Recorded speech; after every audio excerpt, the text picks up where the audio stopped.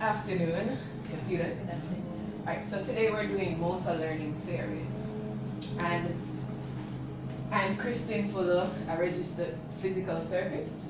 So the content I'll be covering today is the definition of motor learning questions, theories of motor learning, and a comparison and contrast of motor learning theories.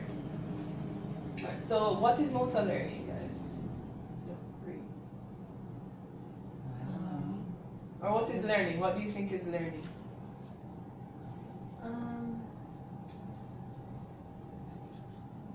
Just basically acquiring a new set of skills. Right. So basically that's what it is, right? It is just the reacquiring or a set of processes associated with practice leading to a permanent change in the capacity for skilled action. And we also cannot measure motor learning by itself. We usually measure or observe motor performance, and based on the performance we assume that this is motor learning. However, motor performance is different from motor learning, right? So motor performance, could somebody silent that phone for me? Sorry. Sure. Right, so motor performance is, of course, just you'll see a change in the learning or the motor skill. For example, one treatment session, you may notice that your stroke patient may put more weight on one side as you've been encouraging to them, but when they come back next time, they're not doing that. So motor learning is them permanently acquiring a skill, right? So it's a permanent change.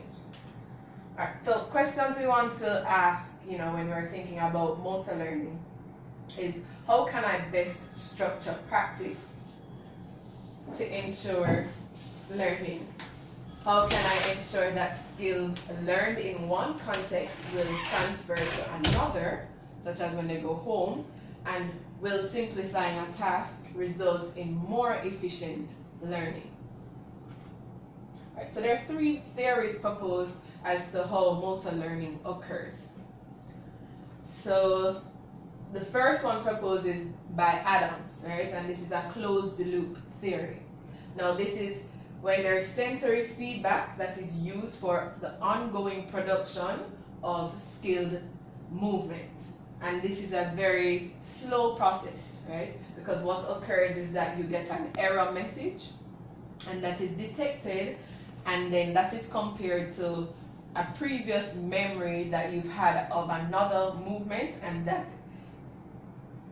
is also your reference point of movement. So there are two parts to that, the Adams theory, right? You have what you call memory trace, and you have what you call the perceptual trace. The memory trace initiates the movement. So as I said, it's you recalling the things that you have done from before, and you use that as a, now moving to perceptual trace, you use that as a reference point of correctness, right? And so therefore yes. Question, can you give me an example of these?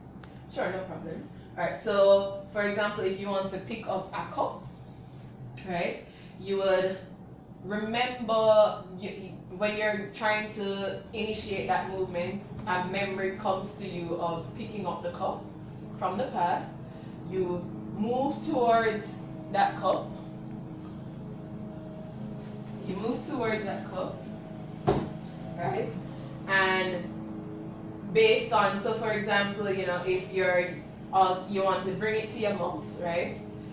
You remember how to do it, but you may find, for example, that you're unable to lift it up, or you didn't get it so right, it fell or something, and so it's possible, that because of that error, you're gonna try again, right? And then you pick it up until you get it properly. So what you remember in your head is the perceptual trace, right? So that is what is the correct thing to do. And when you get an error message, that tells you that it's wrong, and so you need to do it again. So for whatever reason, you may have missed the cup, like let's say your coordination is off, you missed the cup, so you're gonna try again until you get that movement, the perceptual trace.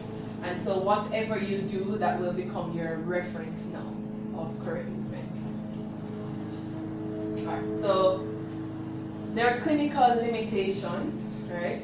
Accuracy of the movement can occur in the absence of feedback. So for example, a person who has some sort of CNS damage, not because that feedback to the brain has been completely removed means that they can't go through a process of learning, motor learning, right? They can still do so without that.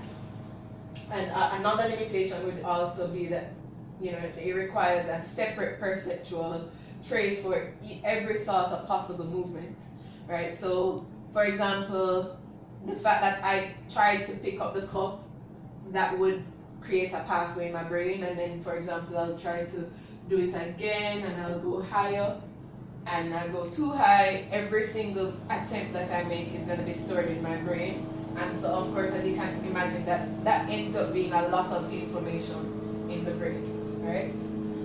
So perform the same exact movement repeatedly to one accurate endpoint. So you're constantly doing that and you're expecting one result. So for example, discrete movement, right? That's where you're there's a clear beginning point and a clear end point. For example, a sit to stand. Right, that's a discrete movement, and so that doesn't explain complicated movements or movements like walking that take continuous movement, right?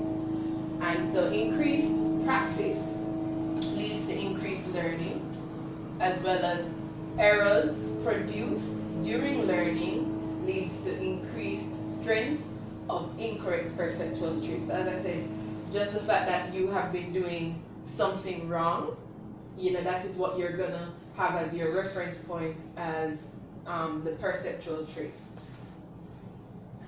Now, the other theory which has been proposed is the schema theory. Now, the schema theory is it was proposed by Schmidt, and it was to build on the theory before. So it's an abstract representation stored in memory following multiple presentations of a class of objects, right? And so it emphasizes open loop, controlled processes, and generalized motor program concepts. Motor programs do not contain the specifics of a movement, but rather they contain general rules for a specific class of movements. So what this means basically is that instead of having a pathway for each movement, you now have a general rule or general understanding of how to do the movement. For example, I used the cup before. I'm going to use something else now. So for example, if we're learning how to bat a ball, right, we're doing badminton now.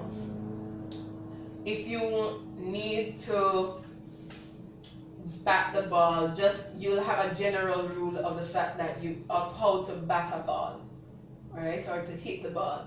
So that, and after that now you'll work out the specifics in terms of how far do I have to stretch and so on. But there's a general rule in the fact that now you know how to hit a ball, and so you don't need to have a pathway for each thing.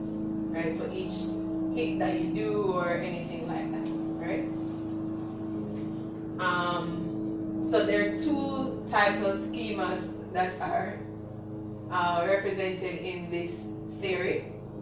We have the recall schema and we have the recognition schema, right? So the recall schema is similar to Adam's memory trace, where you're remembering what it is that was said, or what the initial movement or a memory in your head, so that you can know what to do to initiate the movement. So, in the same way, the recall schema is what initiates the movement.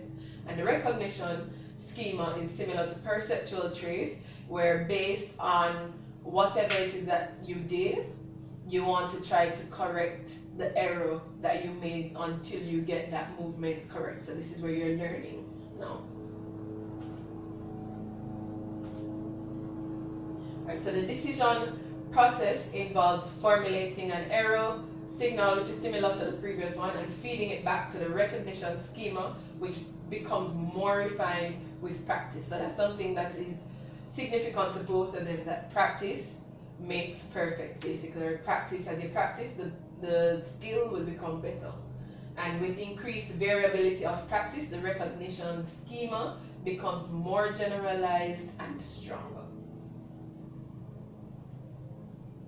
Alright, so clinical limited implications are optimal learning leads to task practiced under many different conditions, right? And positive benefits for error production, which is learning from your own mistakes.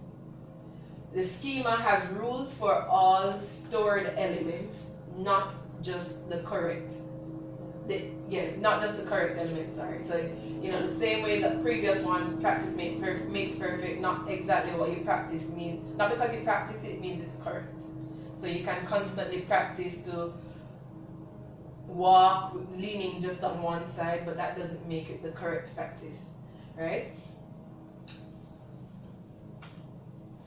Alright, so with ecological theory now, motor learning increases coordination between perception and action through task and environmental constraints, right? So now we're learning from our environment. We're not just learning, based on something that we knew in the past or just a sensory feedback that we got or receive. We're learning and it's constantly adjusting. So, before there were rules that you had to do things a set way. However, now you're looking on what is happening around you and you're adjusting based on that. So, going back to the example of the cup, for example, I see the cup, right, and I now have to think about before this happened. So the previous one was, a fast movement kind of thing. But, you're thinking about what is happening and you're adjusting based on it. So it's based on perception, right? And action. So I'm thinking about, okay, I see this cup in front of me. I can't see what's in it, so I don't know how heavy it is. But let's say it's a glass and I could see. Then I could know that, for example, based on it, it's full. And so I'll have to grip it harder. I'll have to give it some more force. And, so on and so forth. Based on this, now I cannot see. So I would have to adjust based on trying it and say, okay, that's not enough force. I need to now give some more force. And so there's some more input in terms of me thinking of what to do to initiate or to have the movement occur. Alright, so in this one, in this theory, there's no rule at all, as I said, so you're adjusting just based on your environment. Alright, so the clinical implication is that the patient learns to distinguish the relevant perceptual cues important to action. Alright, so I'm going to ask a quick question. Based on the three theories, what similarities did you notice? Any similarities at all? All of them encourages the person to repeat the movement. Okay. That's what I understand. Okay. Repetitive movement. Well, all of them encourage the person also to, like, there's some sort of feedback loop all the time. There's always something to correct based on the action that has been completed. So that's that. Yeah, Alright. also about storing the wrong pattern, the brain keeps that as well to know what not to do. So that's a bit of a similarity there as well. Alright. So what I'm gonna do, I used what we call a Venn diagram to just express the contrast and the comparison. Alright, so it's just a summary of what was said before. So based on the Schmidt theory, right, it's an open loop system. Newell uses Adam uses a closed loop system, and so this means that the sensory input is what is used to initiate movement. Whereas, as I said, with the Schmidt, you don't necessarily need inputs. So meaning you don't need to, feel or whatever to initiate the movement, right? Newell uses a mixed approach. Now, Adam, the movements are slow because there's a long process going through the feedback, sensory feedback, and then error, and so on, and you keep doing it over, and a long process to initiate the movement. Whereas Smith, it's a rapid movement, so there's ballistic movements. You're doing it quickly, so for example, you have to dodge a ball or something like that. In the Adam theory, again, it relies on sensory feedback. As I said, this does not, Schmidt doesn't necessarily require you to have sensory feedback, and this one is based on perception, of what's happening in your environment, and it doesn't necessarily need sensory input. Now, Adam has a blocked practice, which means that you're constantly practicing the same thing over and over, right? Versus Schmidt, who has the practice being variable, so it's done in different environments, and just to try to develop a wider knowledge of the environment and just how to move. That's just in almost terms like, of movement. That's almost like with balance training, where you go on foam. Right. So different surfaces, and then if you even want to talk about the cup, for example, you could use a light cup, you could use a heavy cup, you could use a cup with a wider size, and so the ecological specifically allows you to think about the input that is necessary and what's not. For example, if it was a colored liquid in the cup, that's not a necessary input. So you have to perceive the things that are necessary for you. So the size of it, how much liquid is in it, and that kind of thing is necessary. So the bottom line of them is that variability for Schmidt, variability of practice under many different conditions is what happens for learning to occur. Adam proposes improvements is based on increased capability of the performer to use the reference in the closed loop. So pulling back on your memory trace and your practice trace, perceptual trace, sorry. And the Newell now proposes that optimal task relevant mapping of perception and action, which is no rules. So once again, Smith and Adam use rules, and Newell does not use any rules at all, right? So similarity between Schmidt and Newell is that they allow for the generation of novel movements. As I was saying, Adam, his movements is just, there's one end, you're doing a stick to stand, for example. However, with this one, you can learn new things. So you're not pulling back on your memory. You're just adjusting based on whatever the task is. So if I want to learn something new, I can do so. The similarities between Schmidt and Adams now is, as you said, practice is important. Practice makes perfect, and it helps to refine the skill. The incorrect motor pathway can be stored in both of them, whereas so an error message is what is detected, and that error message says something is wrong, and so I need to adjust. Whereas, for example, Newell, an error message means that it's just something that will bring you closer to your goal. Alright? And then the recall memory trace now is similar to that. So that recall memory trace is from Adam, and